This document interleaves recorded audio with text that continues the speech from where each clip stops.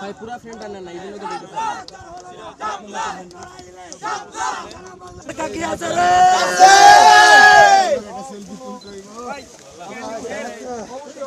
একদম ওই যে গ্রামে আমরা ছোটোবেলা ঈদে যখন গ্রামের বাসায় যেতাম তখন দেখা যেত যে পুকুরের মধ্যে ঈদের দিন সকালবেলা প্রত্যেক বছর একবার বা দুইবার বাসা থেকে অ্যালাউ ছিল।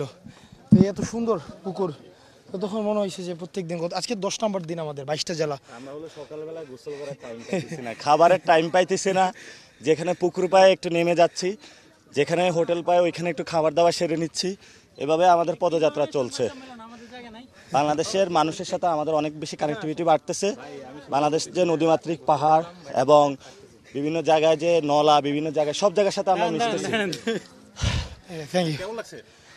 মানে এবং মানে পৃথিবীর কোথাও এই ধরনের অনুভূতি পাবেন না যে আসলে গ্রামের মধ্যে যে একটা ভাই শাপলা স্লোগান পানিতে যেয়ে আর হচ্ছে একটুখানি মজা এই পদযাত্রা কর্মসূচি মাঝখানে। হ্যাঁ ভাই, এত সুন্দর একটা গ্রাম বাংলার মানে বিলের মতো একটা আবহাওয়া। আমরা তো এই গ্রাম বাংলা থেকে বেড়ে ওঠা, সো আমরা এই লোভটা সামলাতে পারিনি। সব সময় ফর্মালিটি ধরে থাকতে থাকতে নিজেরাও আসলে বলবো যে এক প্রকার খুব কষ্টের মধ্যে দিয়ে দিনানিপাত করতে হয়। এই জন্য এই লোভ সামলাতে না পেরে আমরা সবাই একসাথে পানিতে নেমে পড়েছি।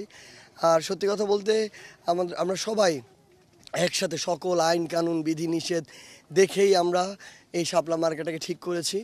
এটা এই যদি বলেন যে জাতীয় অন্য কোনো কিছু আছে কি না, কাঁঠাল একটা জাতীয় ফল, সেটা আছে। সো শাপলা জাতীয় ফুল হিসেবে থাকতেই পারে।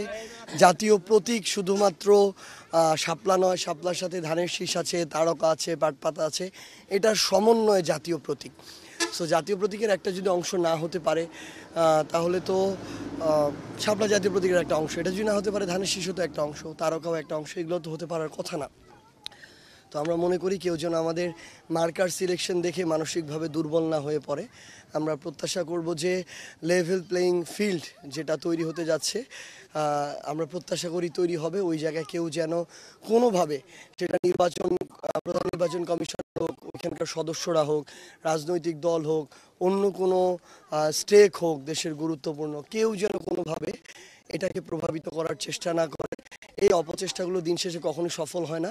এবং তাদের আমরা যদিও সমর্থন করি না যে সর্বশেষ ইসি তার সাথে আছে, কিন্তু সত্যি কথা বলতে তার তো কর্মদোষের এটা একটা ফল ছিল আর কি। তো আমরা তো চাই না আগামীতে কেউ এরকম কোনো ধরনের ফলের সম্মুখীন হোক। তো সেই জায়গা থেকে প্রত্যাশা থাকবে যে অতীত থেকে যেন এই শিক্ষাটা অন্তত নেয় যে যে কোনো অপকর্ম করলে এক সময় এটা শাস্তি পেতেই হবে, এবং এমনভাবে পেতে হবে যখন আর মুখ দেখানোর অবস্থা থাকবে না।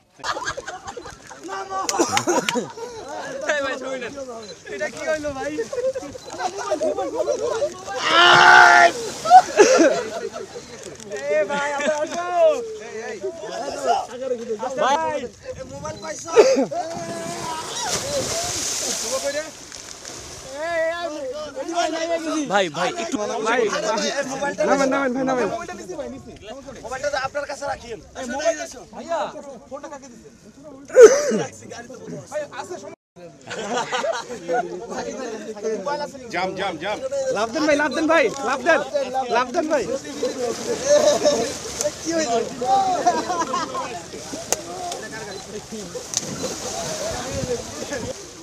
এই